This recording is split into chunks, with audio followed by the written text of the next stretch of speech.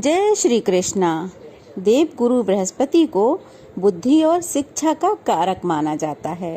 गुरुवार को बृहस्पति देव की पूजा करने से धन, विद्या, मान सम्मान, प्रतिष्ठा और कई अन्य मनोवांछित फलों की प्राप्ति होती है।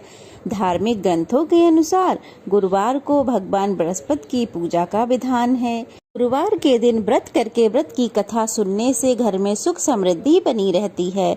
तो चलिए जानते हैं आज गुरुवार की व्रत कथा के बारे में। कथा को पूरा सुनिएगा। कथा के अनुसार प्राचीन काल की बात है। किसी राज्य में एक बड़ा प्रतापी और दानी राजा राज्य करता था। वह हर गुरुवार को व्रत रखकर दीन दुखियों की मदद करके पुण्य प्राप्त करता था। परंतु ये बात उसकी रानी को बिल्कुल अच्छी नहीं लगती थी। वह ना तो व्रत करती और ना ही दान पुण्य में विश्वास रखती थी। इतना ही नहीं, वह राजा को भी ऐसा करने से मना किया करती थी। एक समय की बात है, राजा शिकार खेलने के लिए वन को गए। घर पर रानी और उसकी दासी थी। उसी समय गुरु बृहस्पति देव साधु का रूप धारण कर राजा के दरवाजे पर भिक्षा मांगने को आए। साधु ने जब रानी से भिक्षा मांगी तो वह कहने लगी, हे साधु महाराज, मैं इस दान और पुण्य से तंग आ गई हूँ। आप कोई ऐसा उपाय बताएं जिससे कि सारा धन नष्ट हो जाए और मैं आराम से रह सकूं। इतना सुनकर बृहस्पति देव ने कहा, हे देवी, तुम तो बड़ी विचित्र हो। संतान और धन से भला कोई दुखी होता है? अगर अधिक धन है तो इसे शुभ कार्यों में लगाओ, कुंवारी कन्याओं का विवाह कराओ, विद्यालय और बाग बगीचों का निर्माण कराओ, जिससे तुम्हारे दोनों लोग सुधरें। परंतु साधु की इन बातों का रानी पर कोई असर नहीं हुआ। रानी बिल्कुल भी खुश नहीं हुई।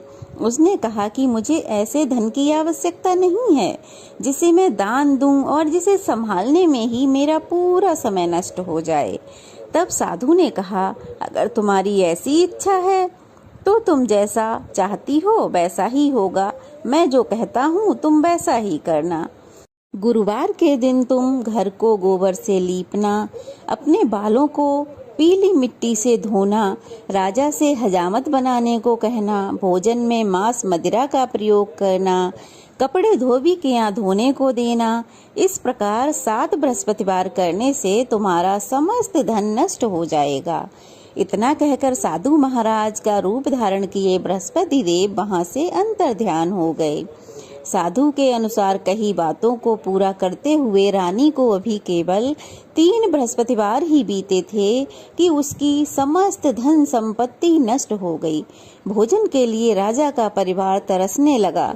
तब एक दिन राजा ने रानी से कहा कि हे रानी, तुम यहीं रहो, मैं दूसरे देश को जाता हूँ, क्योंकि यहाँ पर तो लोग मुझे जानते हैं, इसीलिए मैं कोई छोटा कार्य तो कर नहीं सकता। ऐसा कहकर राजा दूसरे देश को चला गया। वहाँ वह जंगल से लकड़ी काट कर लाता और शहर में बेचता। इस तरह वह अपना जीवन व्यतीत करने लगा। इधर राजा के परदेश जाते ही रानी और दासी दुखी रहने लगीं। एक बार जब रानी और दासी को 7 दिन तक बिना भोजन के रहना पड़ा तो रानी ने अपनी दासी से कहा कि हे दासी, पास ही के नगर में मेरी बहन रहती है, वह तो बड़ी धनवान है, तो उसके पास जाकर कुछ ले आ ताकि हम थोड़ी गुजर बसर कर सकें। दासी रानी के बहन के यहाँ गई। उस दिन गुरुवार था और रानी की बहन उस समय बृहस्पतिवार का व्रत करके कथा सुन रही थी।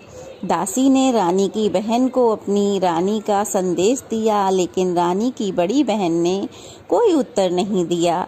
जब दासी को रानी की बहन से उत्तर नहीं मिला तो वह बहुत दुखी हुई और उसे क्रोध भी आया। दासी ने वापस आकर रानी को सारी बात बता दी।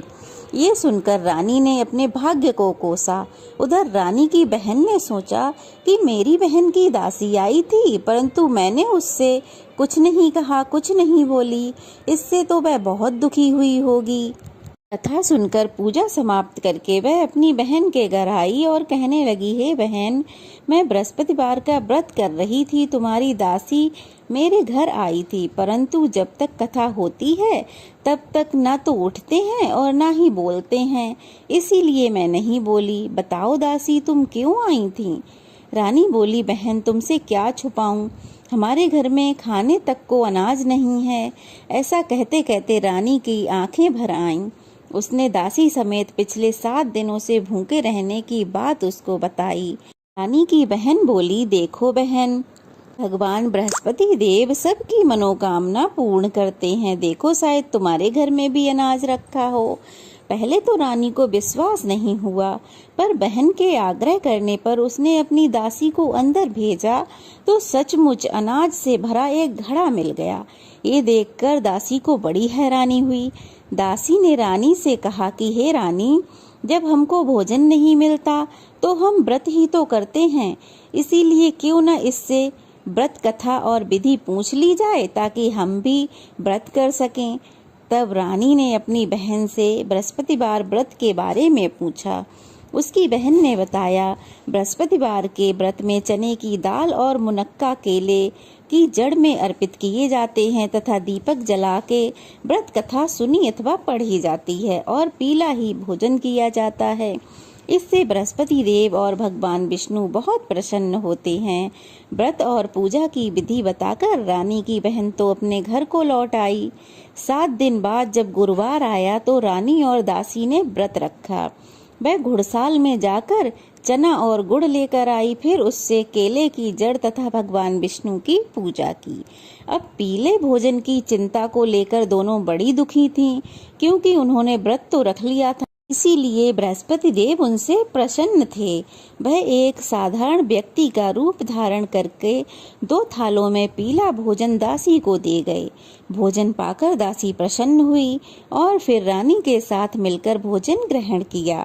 उसके बाद वह सभी गुरुवार को व्रत और पूजा करने लगी। बृहस्पति देव की कृपा से उनके पास फिर से धन संपत्ति आ गई, परंतु रानी फिर से पहले की तरह आलस्य करने लगी।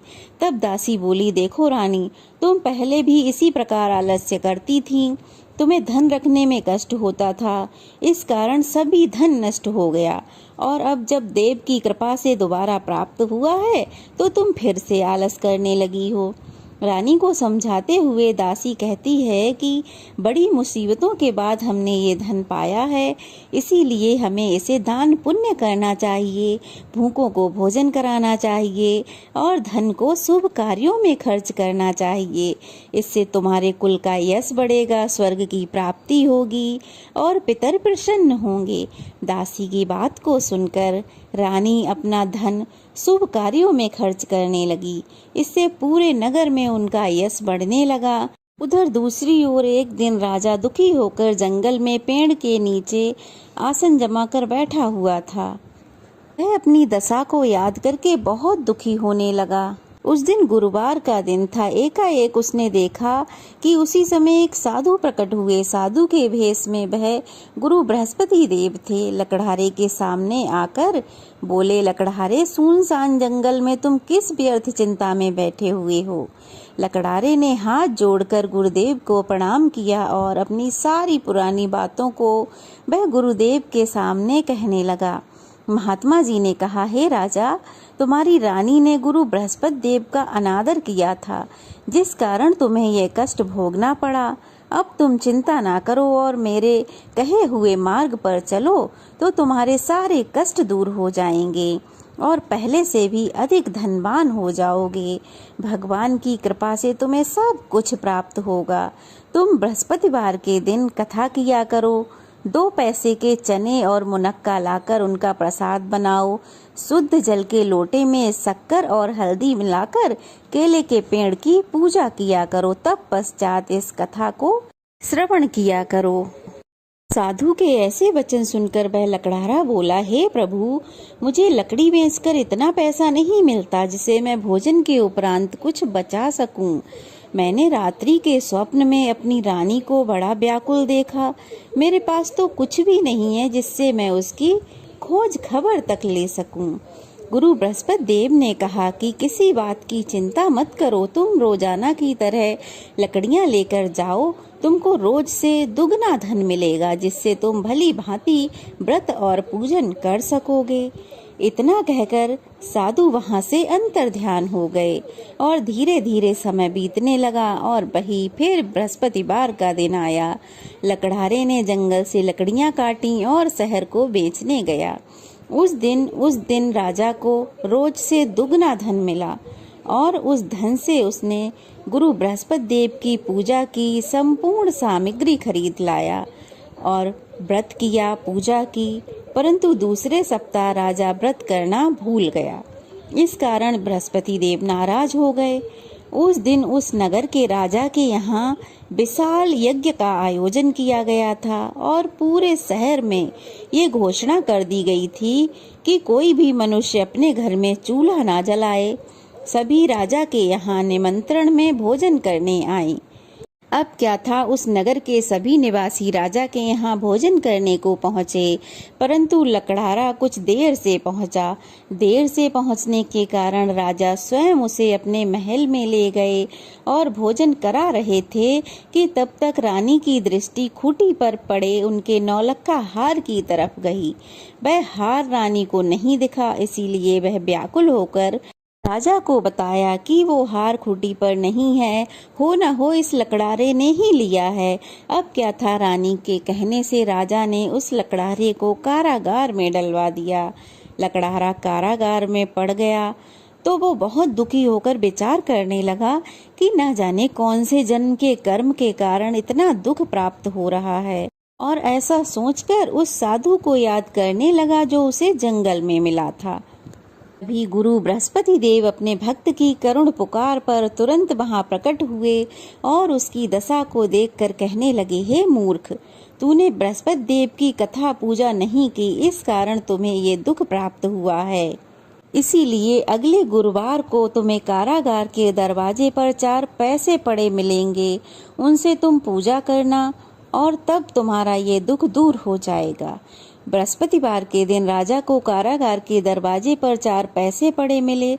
उनसे राजा ने पूजा की सामग्री मंगवाई, पूजा की। उसी रात्रि उस नगर के राजा को बृहस्पति देव ने स्वप्न में आकर कहा, जिस लकड़हारे को तुमने जेल में डाला है वह निर्दोष है, उसे तुरंत छोड़ दो, नहीं तो मैं तुम्हारे राज्य को नष्ट भ्रष्ट कर दूंगा। तुम्हारी रानी का नौलक्खा हार खूंटी पर ही टंगा है। अब जब राजा प्रातः काल उठा तो उसने खूंटी पर लटका हुआ हार देखा। तब वह लकड़हारे को जेल से निकाल कर लाया और उससे क्षमा मांगी। उसे बहुत से सुंदर वस्त्र आभूषण देकर उसको विदा किया। वो सब लेकर राजा अपने नगर की ओर को चल पड़ा। राजा जब अपने नगर के समीप पहुंचा तो उसे बहुत आश्चर्य हुआ। नगर में पहले से अधिक बाग बगीचे, तालाब, धर्मशाला इत्यादि बने हुए थे। राजा ने पूछा, यह सब किसका है? तो नगर के लोग कहने लगे, यह सब तो रानी और बांदी का है। इस पर राजा को बड़ा आश्चर्य हुआ और क्रोध भी आया।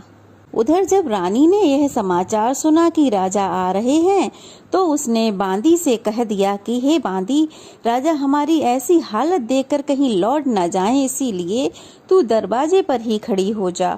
आज्ञा सुनकर दासी दरवाजे पर खड़ी हो गई। राजा आए तो उनको साथ में महल में ले आई। जब राजा ने क्रोधित होकर अपनी रानी से पूछा, वह सब तुम्हें कैसे प्राप्त हुआ है?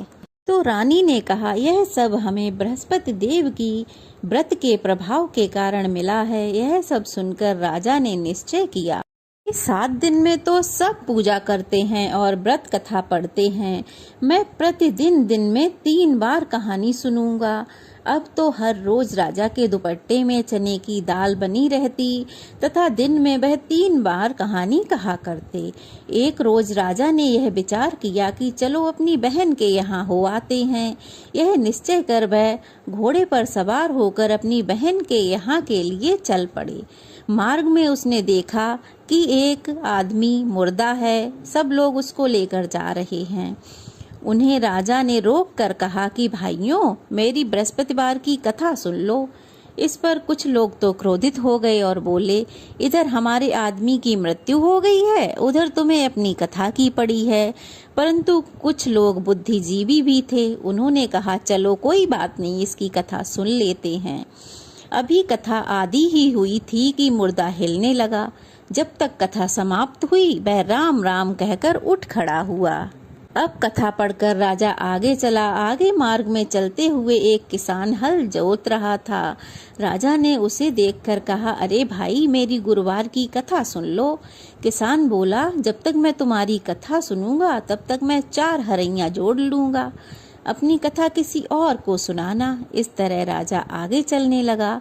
राजा के हटते ही किसान के बैल पछाड़ खाकर गिर गए तथा किसान के पेट में जोर जोर से दर्द होने लगा। उस समय किसान की माँ उसके लिए रोटी और पानी लेकर आई। जब उसने यह सब हाल देखा तो वह बड़ी दुखी हुई तथा वह दौड़ती हुई राजा के पास पहुंची और बोली, मैं आपकी कथा सुनूंगी, लेकिन आप मेरे खेत पर चलकर कथा सुनाइए। तो राजा उसके खेत पर आकर कथा सुनाने लगे। अब कथा जैसे ही प्रारंभ हुई, किसान के पेट का दर्द बंद हो गया, उसके बैल भी उठ खड़े हुए। अब राजा कथा कहकर अपनी बहन के घर जा पहुंचा। बहन ने भाई की खूब स्वागत सत्कार की। अब दूसरे दिन प्रातः काल हुआ। राजा ने देखा कि सभी लोग सुबह उठकर भोजन कर रहे हैं। राजा ने अपनी बहन से कहा कि ऐसा कोई मनुष्य नहीं है जिसने अभी तक भोजन नहीं किया हो, जो मेरे बृहस्पतिवार की कथा सुन ले। बहन बोली, भैया, यह देश तो ऐसा ही है, यहाँ लोग भोजन करते हैं, बाद में अन्य कोई काम करते हैं। अगर कोई पड़ोस में हो तो मैं देख कर आती हूँ। वह ऐसा कहकर पड़ोस में देखने को चली गई, परंतु उसे ऐसा कोई व्यक्ति नहीं मिला जिसने अभी तक भोजन नहीं किया हो। उधर एक कुम्हार के घर में, जिसका लड़का बहुत बीमार था, उसे मालूम हुआ कि उसके यहाँ किसी ने 3 दिन से भोजन नहीं किया है। तब रानी अपने भाई की कथा सुनाने के लिए कुम्हार के यहाँ गई और कहने लगी कि मेरे भाई की कथा सुन लो। तो कुम्हार कथा सुनने को तैयार हो गया। राजा ने जाकर गुरुवार की कथा उसको वहीं उसके घर पे सुनाई। कथा सुनते ही उसका लड़का ठीक हो गया। अब तो राजा की बड़ी प्रशंसा होने लगी। एक रोज राजा ने अपनी बहन से कहा कि बहन, हम अपने अब घर को जाएंगे, तुम भी तैयार हो जाओ। राजा की बहन ने अपनी सास से आज्ञा मांगी तो सास ने कहा, तू चली जा, परंतु बच्चों को मत ले जा, क्योंकि तेरे भाई की कोई संतान नहीं है। बहन ने अपने भाई से कहा कि भैया, मैं तो चलूंगी, परंतु कोई बालक नहीं जा सकेगा, क्योंकि माताजी की आज्ञा नहीं है। इस पर राजा बोला, जब बालक ही नहीं चलेंगे तो तुम भी चलकर क्या करोगी। राजा बड़े दुखी मन से अपने नगर को वापस लौट आए। घर लौटकर राजा ने अपनी रानी से सारी बात कही कि हे रानी, हम निसंतान हैं, इसीलिए कोई हमारा मुंह नहीं देखना चाहता है।